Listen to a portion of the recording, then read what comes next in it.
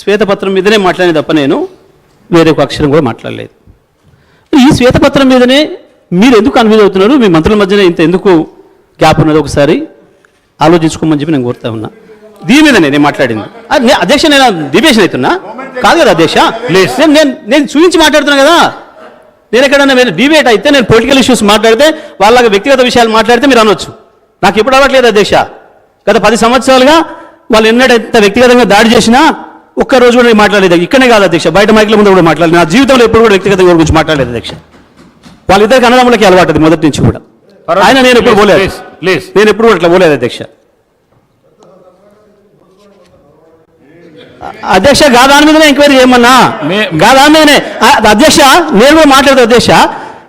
అవసరాల కొరకు, అధికారం కొరకు, పదవుల కొరకు, పేటెంట్ల కొరకు, కాంట్రాక్ట్ల కొరకు పార్టీలు మారే వీళ్ళ సార్ నాకు మాట్లాడేది. ఈ 10 మంది నా గురించి మాట్లాడేది. ఈ పార్టీలో ఉండి ఆ పార్టీకి పోయి బీజేపీకి పోతే కూడా బీజేపీలో మేరకు ఓటేయమని చెప్పిన గీల మాట్లాడతారా? గీలకు నైతికత ఉందా? వీళ్ళ నైతికత ఉన్న వాళ్ళు ఒక మాట చెప్పాలంటే రాజకీయంగా వాళ్ళు ఏమన్నా ఆ పదవి అనకూడదు ఏంటో ఈ సభలో. వాళ్ళకి వీళ్ళు సార్ వీళ్ళిద్దరు వీళ్ళు నా గురించి మాట్లాడుతున్నారు. నాకు తెలిసిన పుస్తకం నా జీవితం అంతా. మినిస్టర్ గారు రాజగోపాల్ రెడ్డి గారు మాట్లాడండి. అధ్యక్ష ఒక్క విషయం అయితే సమయాన్ని కేటాయించిన అధ్యక్ష మీరు సబ్జెక్టు డీవియేషన్ చేస్తున్నారు. మీరు నాతోనే డైరెక్ట్ నాతోనే మాట్లాడాలి. మీరు నాతోనే మాట్లాడాలి. సభ్యులు మాట్లాడేదానికి మీరు ఆన్సర్ ఎందుకు ఇస్తున్నారు? మీరు నాతోనే మాట్లాడాలి. సబ్జెక్ట్ మాట్లాడండి. మాట్లాడండి అధ్యక్ష. నేను స్పష్టంగా దీన్నే కోట్ చేస్తా ఉన్నా. ప్రతి సందర్భంలో ప్రారంభమైన దగ్గర నుంచి ఇప్పటివరకు ఒక్కసారి కూడా నేను దీంట్లో నుంచి బయటికి పోలే, డిబేట్ కాలే. అవర్స్ విషయంలో కూడా నేను ఇప్పుడు డిబేట్ కాలే.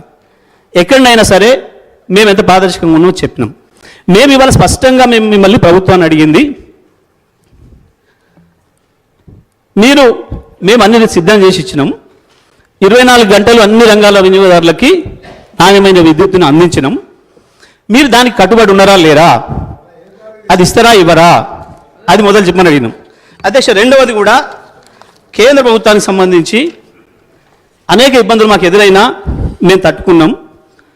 మాకు దాదాపు 35,000 కోట్లు కేంద్రం నుంచి ఆటంకం ఎదురైనా మీటర్లు పెట్టాలనే విషయంలో మేము ఎట్టి పరిస్థితుల్లో నా కంఠంలో ప్రాణం ఉండగా తెలంగాణ రైతుకు మీటర్ రానివ్వను మా ముఖ్యమంత్రి, ఆనాటి ముఖ్యమంత్రి కేసీఆర్ గారు శపథం చేసిండ్రు. దాని ప్రకారం మేము నిలబడి ఉన్నాం. ఇప్పుడు మీరు కూడా మీటర్లు పెట్టకుండా ఉంటారా ఉండరా స్పష్టం చేయాలని చెప్పి మేము కోరుతా ఉన్నాం. ఈ సభ ద్వారా రైతాంగం తరఫున మేము కోరుతా ఉన్నాం.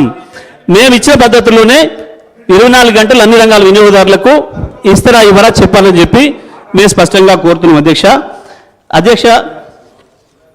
ఇవాళ వీళ్ళు మేమేం కరెంట్ ఇవ్వలేదు, వాళ్ళు తయారు చేసిపోయిన కరెంటే, వాళ్ళు పెట్టిన చెట్లకు మొలిసిన కరెంటే మేము ఇచ్చిన మాట్లాడుతున్నారు అధ్యక్ష. సమైక్య ఆంధ్రప్రదేశ్లోనే ఉన్ననాడు మీరు ఇవన్నీ ప్రారంభించింది నిజమే అయితే ఎందుకు ఇవాళ ఆంధ్రప్రదేశ్లో ఇప్పటికి కూడా 7 గంటల కరెంట్ వస్తుంది రైతాంగానికి? ఎందుకు ఇంకా అక్కడ విద్యుత్ కోతలు ఉన్నాయి? ఎందుకు మీ పరిపాలనలో ఉన్న రాజస్థాన్లో విద్యుత్ కోతలు ఉన్నాయి? ఎందుకు మీ కర్ణాటకలో విద్యుత్ కోతలు ఉన్నాయి? ఇవాళకి కూడా 3 గంటల మించి ఇస్తలేరు అని చెప్పి కర్ణాటకలో రైతాంగం పెద్ద ఎత్తున రోడ్ల మీకు వచ్చి ప్రదర్శనలు చేస్తున్నారు. ముసళ్ళను తీసుకొచ్చి అక్కడ వదిలిన సంఘటనలు మనం చూస్తున్నాం. మీ పరిపాలనలో ఉన్న ఏ ఒక్క రాష్ట్రంలో కూడా రైతాంగానికి ఇంతవరకు కూడా 9 గంటల విద్యుత్ ఇచ్చిన పాపాన పోలేదు. ఇవాళ రైతాంగానికి అందుబాటులోకి తీసుకొచ్చి 24 గంటలు కరెంట్ ఇచ్చిన ఏకైక రాష్ట్రం తెలంగాణ రాష్ట్రమే. గత 5 సంవత్సరాలు 2018 నుంచి డిసెంబర్ వరకు కూడా, మొన్న డిసెంబర్ వరకు కూడా ఇచ్చింది మేమే అనే విషయాన్ని మేము స్పష్టంగా చెప్తున్నాం. ఇవాళ రైతాంగంలో ఉంది. రైతాంగం స్పష్టంగా ఉన్నారు, ప్రజలు స్పష్టంగా ఉన్నారు. ఏ పారిశ్రామికవేత్తను అడిగినా చెప్తారు, ఏ విద్యార్థిని అడిగినా చెప్తారు, ఏ అక్కని అడిగినా, ఏ తల్లిని అడిగినా, ఏ చెల్లిని అడిగినా చెప్తారు. మంచిల బాధలు ఆనాడు ఏముండే, ఇవాళ ఏముండే, కరెంటుతో ఏకైనా సమస్యలు పడ్డారు, బోర్ బాబు దగ్గర పోయి ఎన్ని గంటలు ఎట్లా నిలబడ్డారు, అన్ని విషయాలు కూడా ప్రజల ముందు ఉన్నాయి. మేము స్పష్టంగా చెప్తున్నాం, తప్పకుండా మేము చేసింది ఏదైతే ఉందో దాన్ని నిలబెట్టుకునే ప్రయత్నం చేసినా చాలు. మీరు అంతకంటే గొప్పగా చేయడం మీతో కాదు, మాకు ఆ సంగతి తెలుసు. కానీ అది నిలబెట్టుకున్నా చాలు. ఇప్పటికైనా మేము అడుగుతున్నది స్పష్టంగా చెప్పమని, ఈ చర్చ ద్వారా తెలంగాణ రైతాంగానికి మీటరు లేకుండానే విద్యుత్ ఇస్తారా ఇవ్వరా, 24 గంటలు అన్ని రంగాల విద్యుత్ వినియోగదారులకు అందిస్తారా ఇవ్వరా స్పష్టంగా చెప్పాలని, ఈ శ్వేతపత్రం ఏదైతే ఉందో దీన్ని తప్పు తరగతి చేసుకున్నారు. పవర్ టారిఫ్కు సంబంధించి కూడా పవర్ టారిఫ్ను మేము ఏ పరిస్థితులలో కూడా రైతాంగం మీద భారం పడొద్దు, ప్రజల మీద వినియోగదారుల మీద భారం పడొద్దు.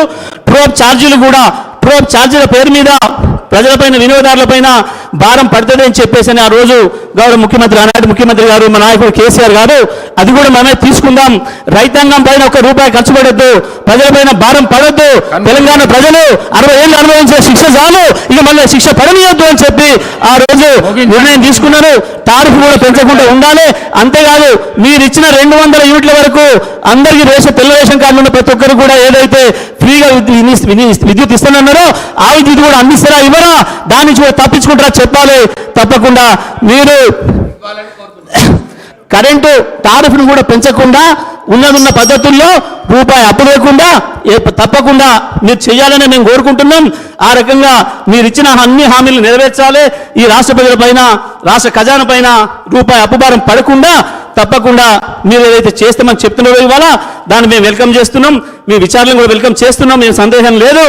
కానీ ఇచ్చిన మాటలు తప్పించుకోవడం కొరకు కుంటి సాకులు వెతికే పనిలో మాత్రం పడొద్దు. ఎట్టి పరిస్థితులలో దాని కొరకు ఈ సభను వినియోగిస్తున్నారని చెప్పి మేము అనుమానపడుతున్నాం. ఆ రకంగా ప్రజల్ని మోసం చేయడానికి కాకుండా ప్రజలకు మెరుగైన పరిపాలన అందించాలని చెప్పి కోరుకుంటూ తమరికి ధన్యవాదాలు తెలియజేస్తూ సెలవు అధ్యక్ష. రాజగోపాల్ రెడ్డి గారు. అధ్యక్ష, మీరు స్పీకర్గా ఎన్నికైన రోజు ఆ సీట్లో కూర్చున్న రోజు నేను ఒక మాట చెప్పిన అధ్యక్ష. గతంలో నేను శాసనసభ్యునిగా ఉన్నప్పుడు పోయినసారి మాకు అడుగడుగున అడ్డంకులు సృష్టించిండ్రు, మాట్లాడే అవకాశం ఇవ్వలేదు, సమస్యల గురించి మాట్లాడే అవకాశం ఇవ్వలేదు. కానీ నేను మన ప్రభుత్వం మీరు సహకరించి ప్రతిపక్ష సభ్యులకు సమయం ఇవ్వాలి, ప్రజాస్వామ్యాన్ని కాపాడే విధంగా వాళ్ళందరినీ కూడా వాళ్ళ గొంతు నొక్కేయొద్దని చెప్పి నేను మిమ్మల్ని అభ్యర్థించిన, నేను సహకరిస్తానని కూడా చెప్పిన అధ్యక్ష. కానీ ఈరోజు మొదటి రోజు నుంచి వాళ్ళ ప్రవర్తన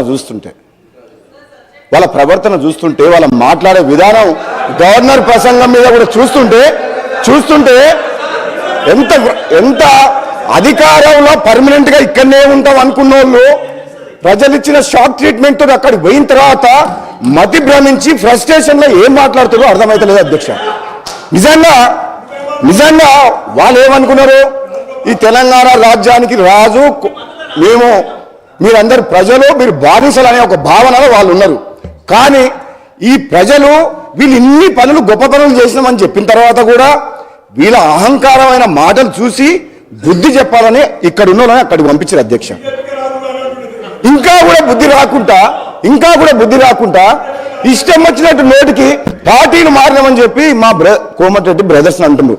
మీ నాయకుడు కేసీఆర్ గారు ఏ పార్టీలో రాజకీయ జీవితం మొదలుపెట్టిండు, ఆ తర్వాత కాంగ్రెస్ నుంచి టీడీపీకి ఎట్లొచ్చిండు, ఆ తర్వాత టీఆర్ఎస్ 3 పార్టీలు మారిన చరిత్ర మీ నాయకుడి.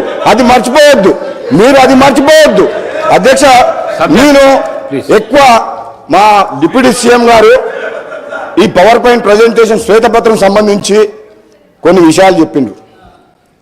దాంట్లో ఆ బుక్లో క్లారిటీగా ఉన్నాయి నెంబర్స్. గత 10 సంవత్సరాలలో వీళ్ళు చేసిన విధ్వంసం వల్ల ఈ విద్యుత్ సంస్థలు ఎట్లా నష్టాలకు పోయినాయి అని చెప్పి శ్వేతపత్రంలో చాలా డీటెయిల్గా ఉన్నది. అందులో లోతుగా నేను పోను అధ్యక్ష. అదేవిధంగా ఈ మంత్రి గారు మాట్లాడిన మాటలు విన్న తర్వాత గౌరవ ముఖ్యమంత్రి గారు కూడా యాదాద్రి పవర్ ప్లాంట్ విషయంలో కానీ భద్రాద్రి పవర్ ప్లాంట్ విషయంలో అవుట్డేటెడ్ టెక్నాలజీ తీసుకొచ్చి ఏ విధంగా మనకు ₹4 యూనిట్ దొరికే పవర్ని ₹6-7 పోయిందో వాళ్ళు చేసిన తప్పేం మీద, అదేవిధంగా ఛత్తీస్గఢ్ తోటి మనం ఒప్పందం చేసుకొని సకాలంలో డబ్బు చెల్లించకుండా ఈరోజు బయట ఎక్కువ రేటుకు ఛత్తీస్గఢ్ అగ్రిమెంట్ కాదని చేసిన పొరపాట్ల మీద ఎంక్వైరీ చేస్తామని చెప్పి చాలా డీటెయిల్గా చెప్పారు అధ్యక్ష. వీళ్ళ భవిష్యత్తు ఎక్కువ రోజులు ఏం సమయం పట్టదు. మీరే ఎంక్వైరీ ఆర్డర్ ఇచ్చిండ్రు, ముఖ్యమంత్రి గారు ఆదేశించిండ్రు. దర్యాప్తు సంస్థలు ట్రాన్స్పరెంట్గా బయటకు వచ్చిన తర్వాత వీళ్ళ గురించి ఇప్పుడు ఆలోచించుకుంటే జాలేస్తుంది, బాధ అవుతుంది. రాబోయే రోజుల్లో వీళ్ళ పరిస్థితి ఎట్లుంటుందని చెప్పి భయంకరమైన పరిస్థితిలో మీరు నెట్టబోయబడతారు. మీరు వేసిన తప్పులు మామూలు తప్పులు కాదు. ఈ రాష్ట్ర ప్రజల జీవితాలతో ఆడుకొని ఎన్నో ఆశలతోటి ఆత్మ బలిదానంతో వచ్చిన తెలంగాణని అప్పులపాలు చేసి ఈయన అంటాడు మన మంత్రి గారు, మాజీ మంత్రి గారు కిరసనాయిల దీపంలో చదువుకున్నంట. ఈ కిరసనాయల దీపంలో చదువుకున్న మాజీ మంత్రి, కిరాయి ఇంట్లో ఉన్న మాజీ మంత్రి 2014లో ఈరోజు నాగారం తుంగతుర్తిలో బంగ్లా కట్టి 1000 కోట్లు ఎట్లా సంపాదించిన అధ్యక్ష? ఎక్కడికి వెళ్ళి వచ్చినాయి అధ్యక్ష? రాష్ట్రాన్ని అప్పుల్లోకి నెట్టేసి, ఈ పవర్ మినిస్టరు విద్యుత్ సంస్థలను అప్పుల్లోకి నెట్టేసి, ఈయన మంత్రిగా మాత్రం భూములు, ఇసుక మాఫియా 1000 కోట్లు దోసుకున్న చరిత్ర ఈయనని మాకు చెబుతున్న అధ్యక్ష. అధ్యక్ష, మరి అన్ని మాటలు నన్ను అన్నప్పుడు నేను మాట్లాడేదా అధ్యక్ష? నన్ను పార్టీ మారినమని అధ్యక్ష అన్నాడు. అధ్యక్ష, ఈ పార్టీలో ఉన్నా ఆ పార్టీలోకి పోయినా ప్రభుత్వ వ్యతిరేకంగా పోరాటం చేసి నా ఆశయం లక్ష్యం ఒకటే అధ్యక్ష, ఈ కుటుంబ పాలన పోవాలి, నియంత పాలన పోవాలని తెలంగాణ సమాజం మొత్తం తెలంగాణ ఇచ్చిన కాంగ్రెస్ పార్టీ వైపు చూస్తే మళ్ళీ కాంగ్రెస్ పార్టీకి వచ్చిన మీకు అర్థం కాలేదా? నాలాంటి వ్యక్తి మళ్ళీ వాపసు వచ్చిందంటే మీ పని అయిపోయిందని మీకు అర్థం కాలేదా? నేను వచ్చిన తర్వాత మీరు అటుపక్క పోయిన మాట మర్చిపోకండి. పార్టీ మారింది ప్రజల కోసం. ఆనాడైనా ఈనాడైనా ప్రజల పక్షాన మీరు గొంతుపింది తప్పితే వీళ్ళ పదవులకు డబ్బులకు ఆశపడే వ్యక్తులం కాదు. మీలాగా ఒంగంగి దండాలు పెట్టి జీవితులని చెప్పి మీ మాజీ ముఖ్యమంత్రి గారి దగ్గర పదవుల కోసం నోరు మెదపలేని వ్యక్తులు అధ్యక్ష. వీళ్ళు నిజంగా ఒక మాట చెప్తా వీళ్ళకు అధ్యక్ష, ఈ రోజు విద్యుత్ సంస్థలు కానీ నీటిపారుదల ప్రాజెక్టులు కానీ ఈ మంత్రివర్యులు, ఈ ఎమ్మెల్యేలు, అధికారులు ధైర్యంగా మాజీ ముఖ్యమంత్రి గారి దగ్గర ధైర్యంగా చెప్పలేకపోయారు కాబట్టి ఈ అనర్థం జరిగి ఈ రాష్ట్రం అప్రపాలైంది. మీకున్న ఆ ధైర్యం ఈరోజు మా గౌరవ ముఖ్యమంత్రి గారు అధ్యక్ష, ఒక యువకుడు నేను చెప్తున్నాం అధ్యక్ష, నిజంగా ఏ సమస్య వచ్చినా ఏ నిర్ణయం తీసుకున్నా తప్పని చెప్పి ముఖ్యమంత్రి గారితో చర్చించి నిర్ణయాన్ని మార్పించే శక్తి మాకుంది. మీకుందా అధ్యక్ష? వీళ్ళు ఆయన ముందే నిలబడి మాట్లాడతారా అధ్యక్ష? వీళ్ళు ఒక నియంతలాగా పరిపాలిస్తున్న ప్రజాస్వామ్యం కూలి వేసి ప్రశ్నించే గొంతు లేకుండా చేసిన ఆ ముఖ్యమంత్రికి మాట్లాడే ధైర్యం వీళ్ళకుందా అధ్యక్ష? వీళ్ళు పదవుల కోసం జీవితం అనుకుంటా 1000 కోట్లు దోసుకున్న చరిత్ర వీళ్ళది అధ్యక్ష. వీళ్ళు ఈరోజు చెప్తారు అధ్యక్ష, వీళ్ళు ఈరోజు వేదాలు వల్లించినట్టు 10 ఏళ్ళు పాపాలు చేసి ఒక్క నిమిషం sir, one minute Pocharam Srinivas Reddy గారు. అధ్యక్ష, తమరు ధన్యవాదాలు, అభినందనలు. ముఖ్యమంత్రి గారు చెప్పారు, క్షమాపణ చెప్పినా కానీ వదిలేస్తామని చెప్పిండు. అది బానేసి ఎదురుదారికి తిరగడమైంది, చాలా తప్పు. మళ్ళా సోదరులందరికీ కూడా చెప్తున్నా, ఇప్పుడు 10 ఏళ్ల పాటు కొన్ని తప్పులు జరిగినాయి. మన ఆశలు, తెలంగాణ ప్రజల యొక్క కోరికలు, విద్య కానీ, వైద్యం కానీ, ఇండ్లు కానీ ఏం నెరవేరలేదు. ఈ కాంగ్రెస్ ప్రభుత్వం పేదల ప్రభుత్వం, పేదల రాజ్యం వచ్చింది కాబట్టి మీరు సహకరించండి. మేము ఇచ్చిన హామీలన్నీ నెరవేరుస్తాం. ఆర్థిక సంక్షోభంలో ఉన్న తెలంగాణ రాష్ట్రాన్ని గాడిలో పెట్టే బాధ్యత కాంగ్రెస్ పార్టీ తీసుకుంటుంది. అదేవిధంగా మేము 24 గంటల ఉచిత కరెంటు కూడా 100% రైతులకు ఇవ్వడమే కాకుండా మా 6 గ్యారంటీ స్కీమ్లో ప్రతి పేద గృహానికి పేదలకు 200 యూనిట్ల కరెంటు కూడా ఇస్తామని చెప్పినాం. తప్పకుండా అది కూడా ఇస్తామని చెప్పి తెలియజేస్తూ మీకు అవకాశం ఇచ్చినందుకు ధన్యవాదాలు అధ్యక్ష. Thank you. శ్రీ పాయల్ శంకర్ గారు. నా మీద వాళ్ళు దాడి చేస్తే ఊరుకునేది లేదు. వాళ్ళు ఇంకా ఒక భ్రమలో ఉన్నది మా ప్రభుత్వం అని చెప్పి కబార్ గారు చెప్తున్నా, మీరు జాగ్రత్తగా ఉండండి. మీరు చెప్తున్నా అడ్డగోలుగా మాట్లాడితే ఊరుకునేది లేకపోతే అధ్యక్ష, అడ్డగోలుగా మాట్లాడితే ఊరుకునేది లేదు. 10 ఏళ్ల పాటు భరించడం, వాళ్ళ 10 ఏళ్ల పాపాలను ఎండగట్టి వాళ్ళు తీసిన అవినీతిని బయటికి తీసుకొచ్చి వాళ్ళ ప్రజలు సమాధానం చెప్తారు అధ్యక్ష. నేను చెప్తున్నా, ఇలా అప్పులు చేస్తామని అంటుండ్రు, విద్యుత్ సంస్థలు అప్పులు చేస్తామని అంటున్నారు. తప్పు లేదు. మన రాష్ట్ర అభివృద్ధి కోసం, పవర్ ప్లాంట్ల కోసం, ప్రాజెక్టుల కోసం అప్పులు చేస్తే నష్టం లేదు అధ్యక్ష, నష్టం లేదు. రాష్ట్ర అభివృద్ధి కోసం, ప్రజల సంక్షేమం కోసం, మన ఇన్ఫ్రాస్ట్రక్చర్ క్రియేట్ చేసేందుకు, ఇరిగేషన్ ప్రాజెక్ట్ చేసేందుకు, పవర్ ప్లాంట్ పెట్టేందుకు అప్పులు చేస్తే తప్పులేదు. కానీ అనవసరంగా యాదాద్రి పవర్ ప్లాంట్ కట్టొద్దు అని చెప్పిండ్రు. అది 7 రూపాయలకు 8 రూపాయలకు ఒక యూనిట్ ధర వస్తుంది Yadadri power plant. Kaleshwaram project వద్దు అని చెప్పిండు. అనవసరంగా మిగులు బడ్జెట్తో ఉన్న రాష్ట్రాన్ని అప్పులు చేసి రాష్ట్రాన్ని అప్పుల పాలు చేసింది. నిజంగా వీళ్ళు వేరే రాష్ట్రాలతో పోలుస్తారు అధ్యక్ష. మన రాష్ట్ర పరిస్థితి వేరు. మనకు మిగులు బడ్జెట్ తో ఉన్న రాష్ట్రం సోనియా గాంధీ తెలంగాణ పార్టీ దయచేసి వాళ్ళని అయితే కాంగ్రెస్ పార్టీ తెలంగాణ ఇచ్చినప్పుడు మిగులు బడ్జెట్ ఉంది, అవకాశం ఇస్తా. మన అప్పులు ఎందుకు చేశారు అధ్యక్ష?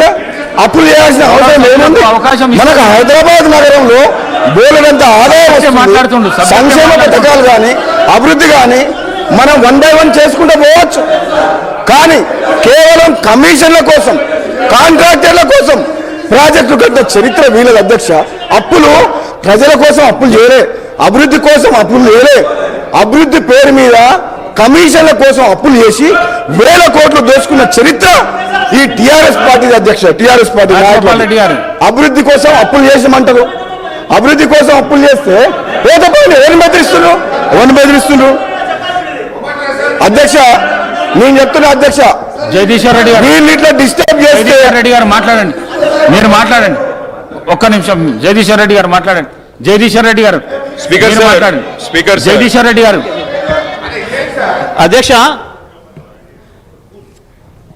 బట్టి గారు ఒక జ్యుడిషియల్ ఎంక్వైరీకి క్లియర్ కట్గా వారి కోరిక మేరకు వారు వేసినందుకు అందులో ఉన్నది సార్. గౌరవ సభ్యులకు ఆయన పవర్ మినిస్టర్ ఉండే పేరు పవర్ లేని పవర్ మినిస్టర్ ఆయన మొత్తం నడిపించింది ప్రభాకర్ రావు. ఈయనకేం తెలియదు అధ్యక్ష. ఆ సబ్జెక్టే తెలియదు ఆయనకు. యాదాద్రి ప్లాంట్ లో సబ్ కాంట్రాక్టర్ ఆయన, పవర్ మినిస్టర్ కాదు. యాదాద్రి ప్లాంట్ లో సబ్ కాంట్రాక్టర్ జ్యుడిషియల్ ఎంక్వైరీలో బయటపడుతుంది. ఒకటి సార్ కూర్చోండి సార్ మీ అనుమతి సార్. మీరు ఒకటే అడుగుతుంది సార్, స్టేట్ గా వారే పవర్ మిషన్ అని చెప్పుకున్నారు సార్. అప్పుడు లాగ్ బుక్లు ఎందుకు తీసుకొచ్చి మీరు హైదరాబాద్ లో దాచిపెట్టాను? 24 కరెంట్ ఇచ్చేవారైతే నెంబర్ 1 సార్ ఆయన చెప్పింది ఇదే సబ్ క్రిటికల్ సూపర్ క్రిటికల్. మా గౌరవ ముఖ్యమంత్రి గారు చెప్పిన సార్, G2G అయినా సరే ఇవ్వడానికి వీలు లేదు నామినేషన్ మీద. అది చాలా క్రిమినల్ చర్య, అది దోపిడీ చర్య. దాని మీద జ్యుడిషియల్ ఎంక్వైరీలో ఈ మంత్రి గారు పోతారు సార్, చెప్పకుండా పార్వేరు ప్రభాకర్ రావు జైల్లోకి పోతాడు, అందరు జైల్లోకి పోతారు సార్. అది పెద్ద కుంభకోణం. అది 40,000 కోట్లు కాదు సార్, ఇంకా 10,000 50,000 కోట్లైనా సరే ఆ పవర్ ప్లాంట్ కాదు. వీళ్ళ దోపిడీ కోసం తినడానికి పెట్టుకున్న ప్రాజెక్ట్ సార్. రెండవసారి సార్ 19 అవర్స్ అంటారు సార్ వాళ్ళు. 19 అవర్స్ మా రిపోర్ట్లో పెట్టింది సార్. పీక్ అవర్స్ లో ఒకసారి 19 అవర్స్ సింగిల్ ఫేజ్ వచ్చినట్టు చెప్పింది సార్. రైతులకు 19 అవర్స్ ఎక్కడ పెట్టలేదు, 19 అవర్స్ ఎక్కడ రాలేదు సార్. పీక్ అవర్స్ లో 19 అవర్స్ వచ్చినట్టు సెప్టెంబర్ మాసంలో వచ్చినట్టు చెప్పింది తప్ప 19 అవర్స్ ఎక్కడ చెప్పలేదు. అందుకనే సార్ వీరు మా గౌరవ ఎమ్మెల్యే గారు, గౌరవ శాసనసభ్యులు ఆయన ఏం చెప్తున్నారు సార్? మంత్రి గారు ఇంత మీకు అర్థమవుతుంది, రేపు జైల్లో మీద అర్థమవుతుంది. రేపు జగదీష్ రెడ్డి సార్ మీరు ప్లీజ్ నీకెందుకు సీఆర్ గారు నేను ఒకటే చెప్తున్నా సార్, మీరు ఒకటే అబద్ధాన్ని ఎప్పుడు 24 గంటలు 12 గంటలు ఎక్కువ ఇవ్వలేదు. మీరు ఇవాళ చెప్పిన దాంతో మా పవర్ మొత్తం ఇవాళ ఏపీ ట్రాన్స్పోర్ట్ జెన్కో నష్టాలు ఉందంటే దానికి కారణం ఈ పనికిరాల చేత. కానీ అప్పుడున్న ప్రభుత్వం చేసిన లాగ్ బుక్స్ ఉంటాయి సరే. ఇప్పుడు మధ్యలో నేను ఒకసారి బండ సోమవారం సబ్స్టేషన్ ఇన్స్పెక్షన్ చేసిన తర్వాత వాళ్ళ ఎంప్లాయీ అంటే అప్పుడున్న గవర్నమెంట్ ఎంప్లాయీ 8.5 to 12 అవర్స్ మధ్య ఎక్కువ వస్తలేదు సార్. గత 10 సంవత్సరాలు ఇదే వస్తుందని చెప్పి లాగ్ బుక్ నాకు ఇస్తే మొత్తం చెక్ చేసి ఆయన స్టేట్మెంట్ కూడా రికార్డ్ చేయించిన తర్వాత 4 గంటలు నేను 1 గంటలకు చెక్ చేపిస్తే 5 వరకల్లా తెలంగాణ స్టేట్లో ఉన్న సబ్ స్టేషన్లో ఉన్న అన్ని లాగ్ బుక్స్ హైదరాబాద్కి వచ్చినాయి. రెండో విషయం అధ్యక్ష, ఈ లాగ్ బుక్ అనేది ఏంటంటే సబ్ స్టేషన్ కట్టినప్పటికి వెళ్ళి 70 సంవత్సరాలకి వెళ్ళి వదిలిపెట్టుకొని సబ్ స్టేషన్ కట్టినప్పటికి వెళ్ళి ఆ కరెంట్ ఎంత వస్తుంది, ఇన్కమ్ అవుట్ గోయింగ్ ఎంత, 3 ఫేజ్ ఎంత, సింగిల్ ఫేజ్ ఎంత అలా రికార్డ్ అవుతుంది. సబ్ స్టేషన్ 5 గంటలకే నేను పోగానే 5 గంటలకు సీఎండి రఘుమారెడ్డి గారు నల్గొండ పంపించిండ్రు. నల్గొండ జిల్లాలో రాష్ట్ర వ్యాప్తంగా తెల్లారి వరకు అన్ని సబ్ స్టేషన్ లాగ్ బుక్లు వచ్చినాయి. 10 సంవత్సరాలకి నిజంగా వీళ్ళు 8 సంవత్సరాలు అంటారు 24 అవర్స్ ఇస్తామని. ఎందుకు లాగ్ బుక్ తెప్పించాను అధ్యక్ష? రెండవది, మధ్యలో కూడా మేము వాళ్ళు ప్రూవ్ చేసినాం 8.5 to 12 hours. ఈ 8 yearsలో కూడా హైయెస్ట్ వాళ్ళు ఇచ్చింది అధ్యక్ష. ఒక్కసారి సీజన్లో, పీక్ సీజన్లో మార్చ్ ఏప్రిల్లో, సెప్టెంబర్ అక్టోబర్లో ఒక్కసారి 16 గంటలు 10-12 రోజులు మాత్రం ఇచ్చిండు. యాజ్ పర్ రికార్డ్ మీ దగ్గర లాగ్ బుక్స్ ఉన్నాయి హైదరాబాద్లో. నేను కూడా గౌరవ మంత్రి గారు కొడుతున్నా, ఆ లాగ్ బుక్స్ అన్ని కూడా సబ్స్టేషన్లో ఉండాలి, పంపించమని కూడా కోరుతున్నా. రెండో అధ్యక్ష, ఇంత అబద్ధాలని ప్రతిరోజు కూడా మీరు ఎలక్షన్ ముందు ఏం చెప్పిన అధ్యక్ష?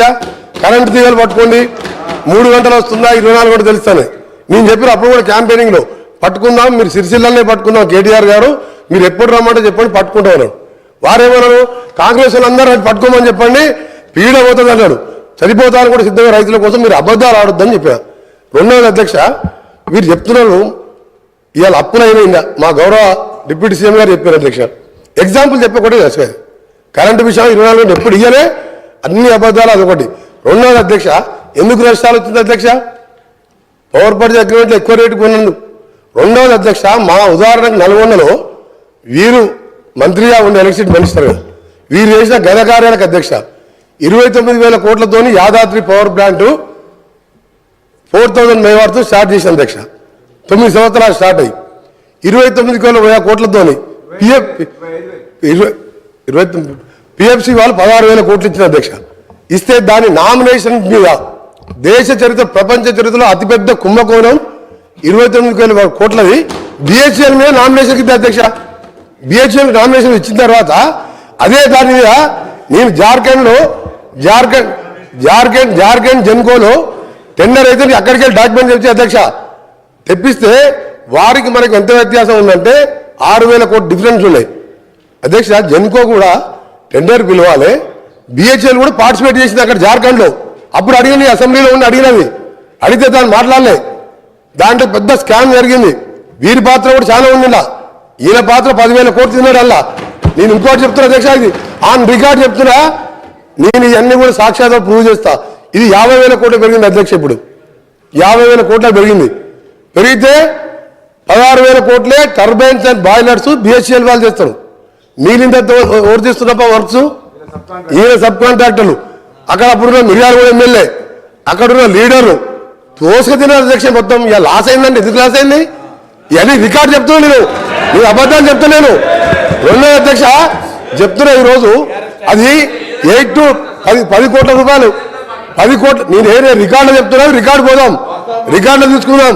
మీరు టెండర్ పెట్టకుండా ఇచ్చుడే పెద్ద స్కామ్ అది. రెండవ అధ్యక్ష ఈరోజు వీరు మాట్లాడుతున్నారు అధ్యక్ష. అసలు ఫ్రీ పవర్ అంటే ఎవరు అధ్యక్ష? కాంగ్రెస్ పార్టీ పెట్టండి. కాంగ్రెస్ పార్టీ దేశంలో ఏ రాష్ట్రంలో కూడా ఇవ్వలేదు అధ్యక్ష. రైతులకు 7 గంటల నుంచి 9 గంటల ఉచిత కరెంట్ అనేది ధైర్యం చేసి మేనిఫెస్టోలో పెట్టి ఇచ్చి చూపింది కాంగ్రెస్ పార్టీ. అప్పుడు ఏ రాష్ట్రంలో లేదు భారతదేశంలో. అప్పటి మా కాంగ్రెస్ ప్రభుత్వం రాజశేఖర రెడ్డి గారు సోనియా గాంధీ తర్వాత కొట్లాడి మేనిఫెస్టోలో పెట్టించి ఫ్రీ పవర్ అని చూపించాం. అంతకుముందు చంద్రబాబు నాయుడు గారు కరెంట్ ఇస్తున్నారు, మా జూపల్లి గారు కొట్లాడితే 17 రోజులు జైల్లో తీసిన అధ్యక్ష. అప్పుడు మేము ఎమ్మెల్యేలుగా ఉన్నాం. పవర్ పొజిషన్ అప్పుడు ఎట్లుండే, మా ప్రభుత్వంలో ఏ విధంగా ఉండే. ఈ రోజు కూడా చెప్తున్నాం అధ్యక్ష, 10 కాదు 10 గంటలు 9 గంటలు కూడా వస్తలేదు. ఇప్పుడు మేము చెక్ చేసుకుంటున్నాం.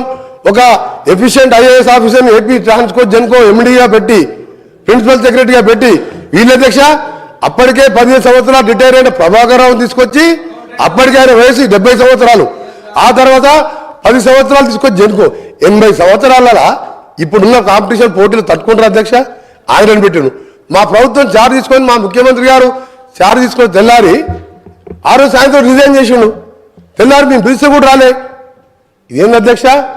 ఒక ఆఫీసరు ఇంత పెద్ద సంస్థ నడిపినోడు మొత్తం దివాలు తీపిచ్చిండు, వీళ్ళకి దోషపెట్టి దోసుక తిని ఇవాళ వాతో మాట్లాడుతున్నాం. మీరు ఇవాళ మొత్తం సర్వనాశనం.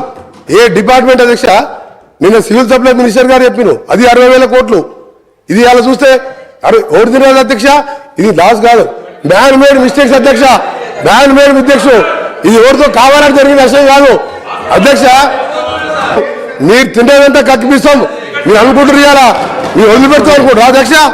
ఇవాళ గౌరవ ముఖ్యమంత్రి గారు చార్జ్ తీసుకోగానే ఫస్ట్ మీటింగ్ లోనే రివ్యూ చేసుకొని అరే ఆగవే సార్ వీళ్ళు కరప్షన్ అని భయపడుతుంది సార్.